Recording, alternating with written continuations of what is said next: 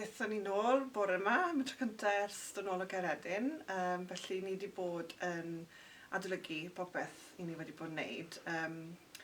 I ni ar hyn o bryd yn gweithio ar darn i ni'n galw yn Counting Cw, sef ar ôl i'r tri Emyr a Owain a John Albert gwrdd. I ni'n mynd mewn i ddarn lle i ni'n symud yn eitha gniol. A mae rhyw fath o gêm, a ni'n gweithio ar hwnna nawr. I ni wedi bod yn torri fe lawr fel bod ni'n atgoffa'n hunain o'r coreograffi ac yn ail ddarganfod ac ail gofio pob peth. A dyn ni'n rhoi bach fwy o fanylion mewn i'r darn hefyd.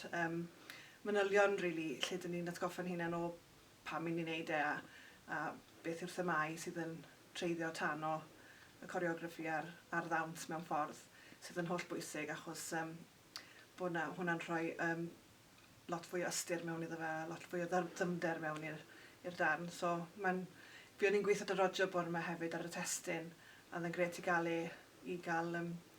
i safbwynt o'r tu fas fel petai, achos oedd e ddim dan i ar y daith. A dithau mwyn cael safbwynt rhywun arall o'r tu fas a i edrych arno fe o'r newydd fel petai, so oedd hwnna'n gret. So ie, tia atgoffa'n hunain o pob peth a ddarganfod, ond mae'n rhyfeddol faint mae'r corff yn cofio.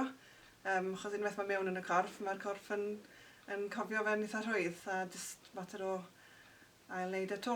A ni'n edrych mlaen yn fawr i'r daith mis nesaf.